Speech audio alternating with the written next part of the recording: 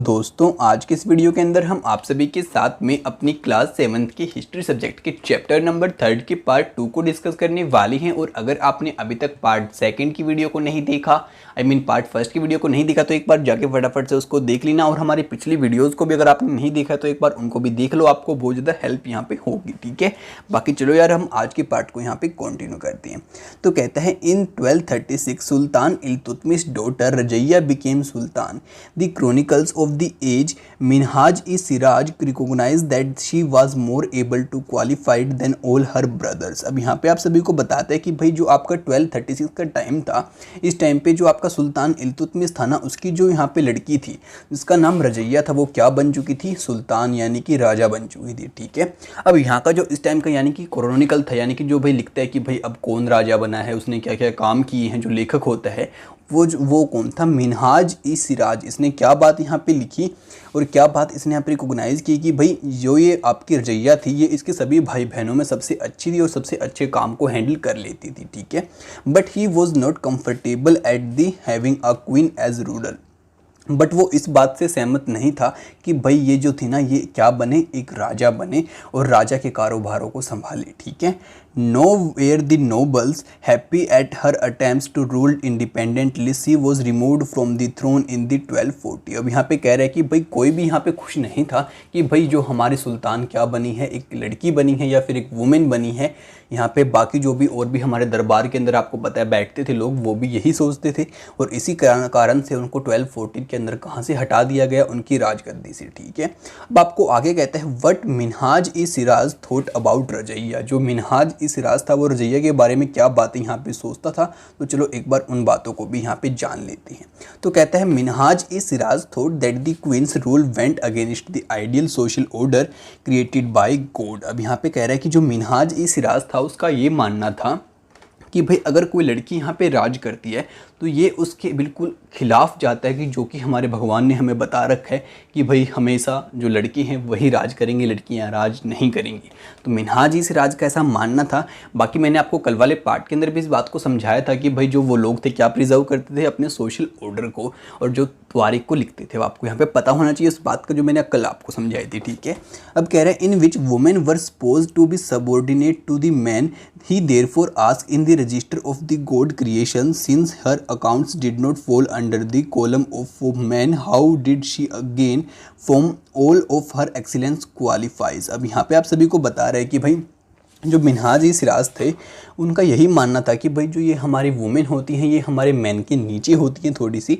और वो ये कह रहा है कि भाई आगे जो हमारे भगवान का जो रजिस्टर है जो हमारा बनाता है हमें, वो भी यही बात कह रहा है कि भाई जब उसने ही इनको इस कॉलम के अंदर नहीं डाला तो हम लोग इनको कैसे यहाँ पे राजगद्दी पे बिठा सकते हैं या फिर ये कैसे यहाँ पे राज को संभाल सकती हैं। तो ऐसा कुछ है मिनहाज-ई-सिराज का मानना था उस टाइम पे। ठीक है, on her inscription and coins Raziya mention that she was the daughter of Sultan Iltutmish. अब यहाँ पे बता रहा था कि भाई जो यहाँ पे रजैया थी उसने जितने भी सिक्के वगैरह बनाए या फिर कोई इंस्क्रिप्शन वगैरह लिखवाया तो उसने सभी के अंदर इस बात को भी साथ में लिखवाया कि भाई वो किसकी पुत्री है? इल्तुतमिश की पुत्री है। ठीक है, this was in contrast to the queen Rudrama देवी।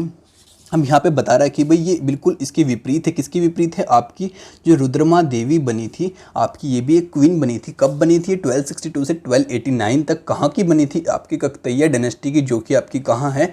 वारंगल, जो कि आपके एक मॉडर्न जो आपका आज का आंध्र प्रदेश है उसका एक पार्ट था। ठीक है, अब यहाँ पे बता रहा है कि जो आपकी रुद्रमा देवी थी उसने क्या किया? अपने नाम को बदल लिया अपने इंस्क्रिप्शन के अंदर और कहा कि भाई सी वॉज अ मैन। और वो किसके इक्वल बताया अपने आप को? कि भाई वो एक मैन की इक्वल है और वो भी जो मैन काम कर सकता है वो सारे काम वो यहाँ पे कर सकती है। ठीक है, अब आपको आगे यहाँ पे बता रहे हैं अनदर क्वीन दीदा। अब आपको एक दीदा क्वीन के बारे में बता रहा है। रूल्ड इन कश्मीर, जो कि कहाँ का राजा आप कहाँ का अपना राज्य संभालती थी? कश्मीर का। कब से कब तक? 1980 से 1003 तक। Her title is interesting, it's come from the didi और elder sister and obviously affectionate term given to a loved ruler by her subjects.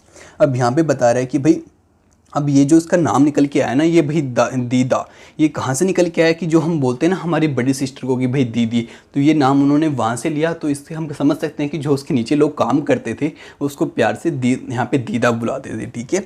बाकी आपको आगे बता रहा है, express Minhaj ideas in your own words, do you think Raziya shared these ideas, why do you think it was so difficult for a women to became a ruler. अब यहाँ पे कह रहा है कि जो मिनहाज ई सिराज था उसके आइडिया को अपने शब्दों में यहाँ पे बयां करने की कोशिश कीजिए।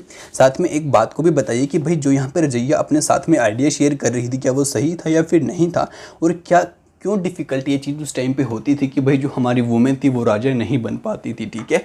अब आप इन सभी के बारे में सोचना और मेरे को भी कमेंट करके गाइज पक्का बताना। बाकी चलो यार, अब हम आगे बात करते हैं और फटाफट से आगे समझ लेते हैं, ठीक है। सो चलो यार, सो माय फ्रेंड्स, अब हम स्टडी करते हैं हमारे नेक्स्ट टॉपिक को, जो कि है from garrison town to empire the expansion of the Delhi sultanate. अब यहाँ पे जो आपकी दिल्ली सल्तनत थी वो कैसे यहाँ पे बड़ी होती चली गई और एक छोटे से टाउन से एक पूरा बड़ा साम्राज्य कैसे बना। तो यार एक काम करता हूँ, मैं इसको बताने से पहले एक बार थोड़ा सा इसको जूम करके आपको समझा देता हूँ कि भाई जो हमारे कौन सी सिटीज़ के अंदर यहाँ पे इंक्लूड होती थी और कैसा कुछ सीन यहाँ पे था। तो मैं सभी के नेम तो आपको नहीं बताऊँगा, लेकिन जो आपके 1-2 सिटीज़ के नेम यहाँ पे बता दूंगा। बाकी आप वीडियो को पॉज करके सभी को यहाँ पे याद कर सकते हैं, ठीक है। तो एक बार मैं इसको जूम कर देता हूँ आप सभी के लिए। सो गाइज, ये देखो आपकी सारी दिल्ली सल्तनत को यहाँ पे शो कर रहे हैं। यहाँ पे देखो आपका अवध हो गया, बनारस हो गया। अब यहाँ पे भाई आप थोड़ा सा ऊपर चलोगे तो आपका ग्वालियर हो गया, यहाँ पे आपका अजमेर है, यहाँ पे दिल्ली हो गया, फिर हाँसी हो गया आपका यहाँ पे। उसके बाद यहाँ पे दोस्तों आपकी और भी बहुत सारी आपको शो करें, जैसे कि आपका जो लाहौर है वो ऊपर की साइड आपको यहाँ पे शो कर रखा है। फिर आपकी चिनाब नदी वगैरह भी यहाँ पे शो कर रखी है, आपकी इंदस रिवर हो गई यहाँ पे। उसके बाद हो गया आपका काजा कोट यहाँ पे शो कर रखा है, फिर मुल्तान आपका यहाँ पे शो कर रखा है, ठीक है। तो बाकी आप यार इसको वीडियो को पॉज करके आप इन सभी को याद कर सकते हैं। हम आगे चलते हैं, अभी के लिए आपको इतना ही समझने यहाँ पे काफ़ी था वैसे तो। सो अब आपको यहाँ पे बताता है आगे, in the early 13th century the control of the Delhi sultans rarely went beyond heavily fortified towns occupied by a garrison. अब यहाँ पे बता रहा था कि भाई जब आपकी 13th सेंचुरी का शुरुआत आई तो भाई उस टाइम पे जो आपकी दिल्ली के जो सुल्तान्स थे उनका बहुत बड़ा साम्राज्य नहीं था, वो सिर्फ एक छोटे से यहाँ पे आपके टाउन पे ही राज करते थे, जो कि आपके चारों तरफ से यहाँ पे उन्होंने फोर्टिफाइड कर रखा था, यानी कि उसके साइड में एक बाउंड्री बना रखी थी।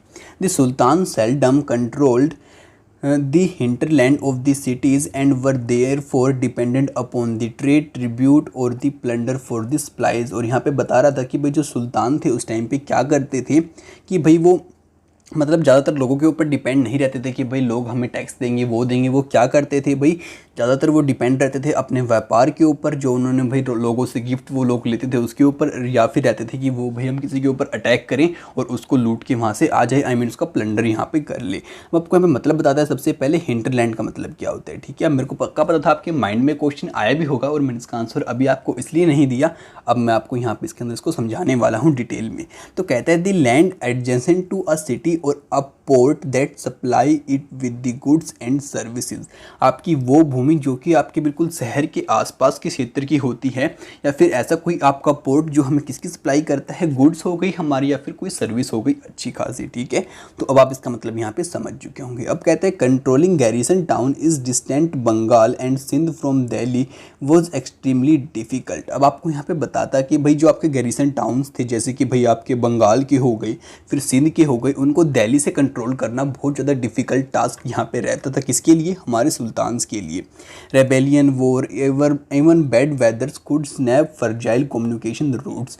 अब आपको बता रहा था कि यहाँ पे अगर भाई यहाँ पे मौसम ख़राब हो जाए और बहुत सारी दिक्कत यहाँ पे आ जाए तो भाई वहाँ से बिल्कुल संबंध टूट जाता था उन राजाओं का जो हमारे उस टाइम के राजा थे, ठीक है। अब कह रहे हैं Delhi authorities was also challenged by the Mongol invasion from the Afghanistan and by the governors who rebelled at any sign of the sultan weakness.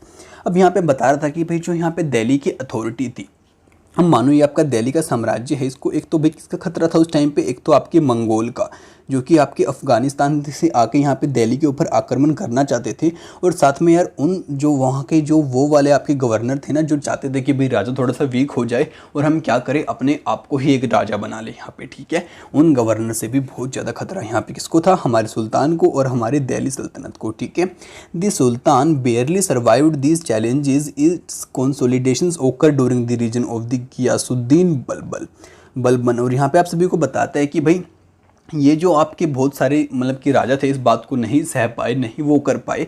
तो यहाँ पे जो सबसे आपके इम्पोर्टेंट राजा रहते हैं जैसे कि आपके गियासुद्दीन बलबन, इन्हीं के राज्य में क्या हुआ, आपका ये जो दिल्ली था बहुत ज़्यादा एक्सपेंड हुआ और ये बहुत ज़्यादा प्रोस्पेरस आपका यहाँ पे बन पाया। And further expansion under the Alauddin Khalji and the Muhammad Tughlaq. और इसके बाद जो इसका एक्सपेंशन हुआ वो किसके टाइम में हुआ, एक तो आपके अलाउद्दीन खलजी और दूसरे आपके मोहम्मद तुगलक के रीजन के अंदर, ठीक है। अब जो आपके बलबन थे वो कौन से थे, आपके राजपूत डायनेस्टी के थे और साथ में यहाँ पे उसके बाद आपको खिलजी डायनेस्टी का पता है ही, उसके बाद तुगलक डायनेस्टी का भी आपको पता है। अब यार गाइस आपको यहाँ पे मीनिंग बताता है गैरिसन टाउन का, तो ये भी आपके माइंड में यहाँ पे जरूर आया होगा। तो इसका मतलब होता है अब फोर्टिफाइड सेटलमेंट्स विद सोल्जर्स। अब मानो कि भाई देखो आप इस शहर के अंदर रहते हैं, ठीक है, या फिर आप इस शहर के ऊपर राज करते हैं और यहाँ पे आपके बहुत सारे यहाँ पे सिपाही हैं यानी कि सोल्जर्स हैं और आपने चारों तरफ से इसकी एक बाउंड्री बना रखी है, तो ये क्या होगा, आपका एक गैरिसन टाउन कहलाएगा, ठीक है। तो यही बात आपको यहाँ पे समझा रहा था। The first set of campaigns along the internal frontier of the sultans aimed at consolidating the hinterlands of the garrison towns. During these campaigns, forests were cleared in the Ganga Yamuna Doab and hunter-gatherers and pastoralists expelled from their habitat. These land deeds were given to the peasants and agriculture was increased। अब यहाँ पे आप सभी को बता रहा था कि जो आपके राजा इंपॉर्टेंट बने, इन लोगों ने क्या किया, अपने एम्पायर को स्ट्रॉन्ग बनाने के लिए, मजबूत बनाने के लिए सबसे पहले तो जो इनके राज्य के अंदर का एरिया था यानी कि हिंटरलैंड वगैरह का जो एरिया था वहाँ पे क्या किया, जितने भी जंगल थे उनको साफ़ करा दिया। जंगल साफ़ करा के जो वहाँ के जंगल में लोग रहते थे उनको वहाँ से भगा दिया और जो जंगल की भूमि थी उसको कृषि के लिए साफ बना दिया, यानी कि यहाँ पर खेती हो सकती थी, ठीक है। और फिर इस भूमि को किसको दे दिया, किसानों लोगों को दे दिया कि भाई आप खेती करो, यहाँ पर नाज पैदा करो और फिर हमें बाद में टैक्स देना, ठीक है। तो ये तो क्या किया उन्होंने, अपने राज्य को अंदर से स्ट्रॉन्ग करने की कोशिश की, ठीक है।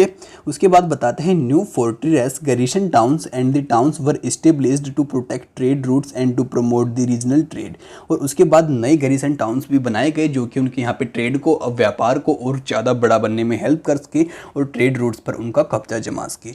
द सेकंड एक्सपेंशन ओकर along the external frontier of the सल्तनत। और यहाँ पे बताता है कि भाई उसके बाद राजा ने क्या किया कि भाई अब हमारा जो यहाँ पे एम्पायर था वो अंदर से स्ट्रॉन्ग बन चुका है, तो चलो अब इसको थोड़ा बड़ा करते हैं और बाहर से स्ट्रॉन्ग बनाने की कोशिश करती है। अब वो कैसे किया, तो चलो उस बात को भी यहाँ पे जान लेते हैं। अब कहते हैं military expeditions into the southern India starting during the reason of the Alauddin Khalji and culminated with the Muhammad Tughlaq. अब यहाँ पे आप सभी को बताते हैं कि भाई फिर उन्होंने क्या किया कि जो हमारा साउथ इंडिया के जो राज्य थे, सोचा इनके ऊपर भी हम कब्जा कर लेते हैं और इनको अपने एम्पायर के अंदर मिला लेते हैं। वो कैसे और किसके टाइम में स्टार्ट हुआ, एक तो स्टार्ट हुआ था आपके अलाउद्दीन खलजी के टाइम पे और बंद हुआ था आपके मोहम्मद तुगलक के टाइम पे, ठीक है।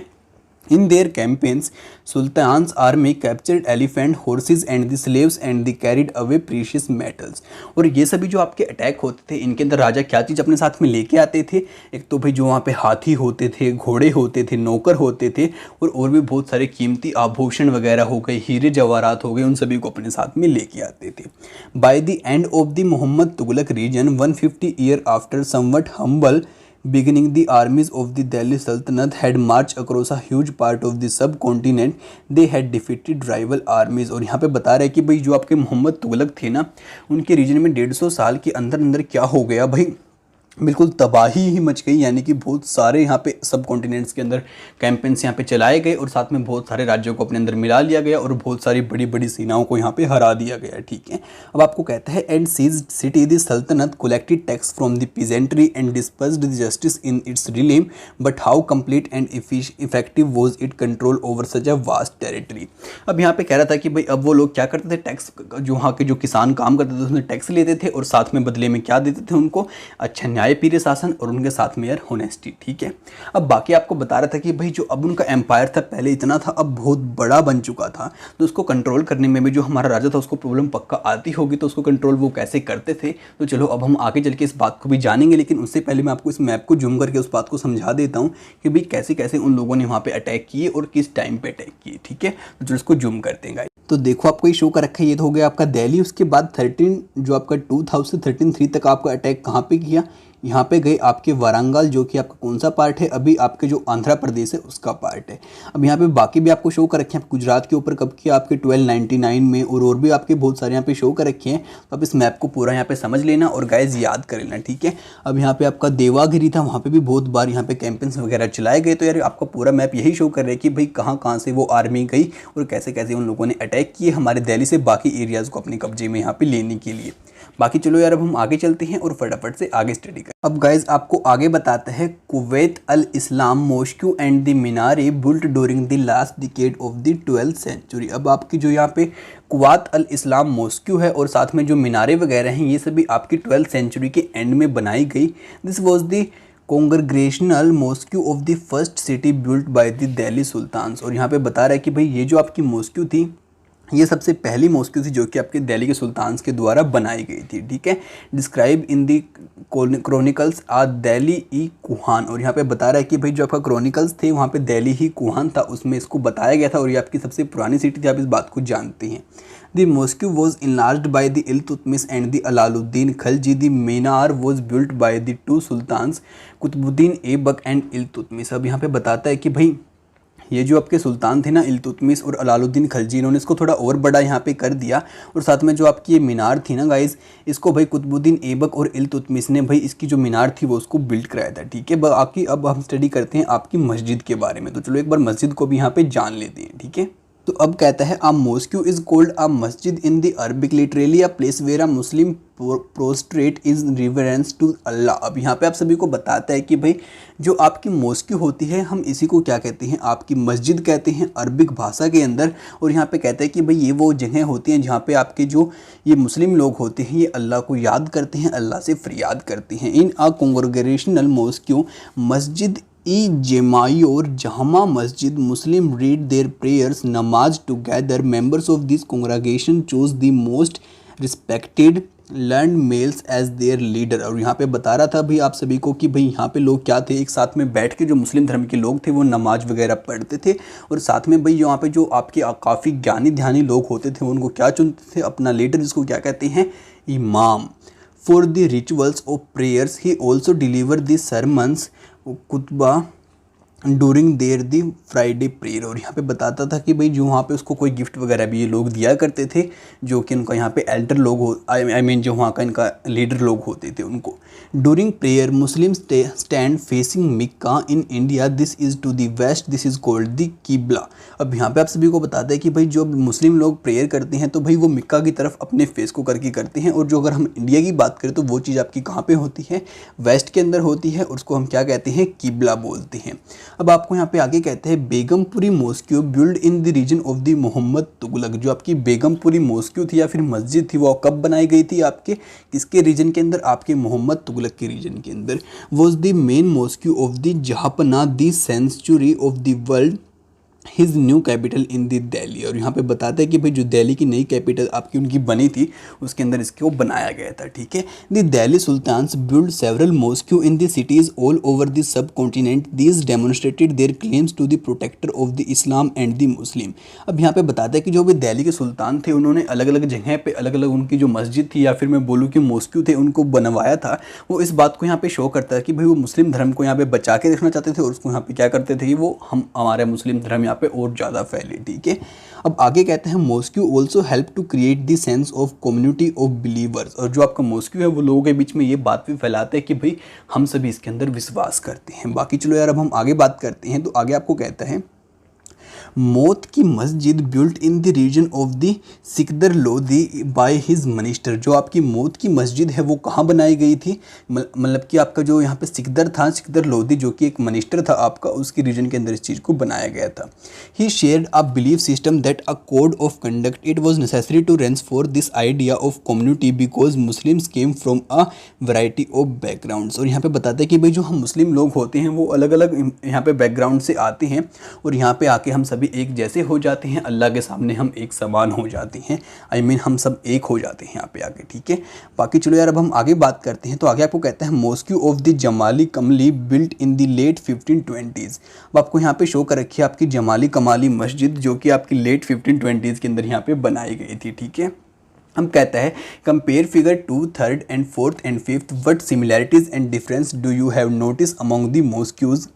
The mosques in the figure 3, 4 and 5 shows a evolution in the architectural traditions that culminate in the Shahjahan Mosque in the Delhi। अब यहाँ पे आपको शो कर रहा है कि भाई आप अगर इन सारी पिक्चर्स को देखोगे, इस वाली पिक्चर को देखोगे जो हमने पीछे देखी, इस वाली को देखोगे, उसके बाद इस वाली को देखोगे, फिर इस वाली को देखोगे, तो यार आपको एक बात ज़रूर समझ में आएगी यहाँ पे कि भाई जो यहाँ पे आर्किटेक्चरल चेंजेस आपके यहाँ पे मॉस्क्यूज़ के अंदर आते जा रहे हैं टाइम टू टाइम, और जो शाहजहाँ था उसके टाइम में भी बहुत सारे चेंजेस हमें यहाँ पे देखने को मिले।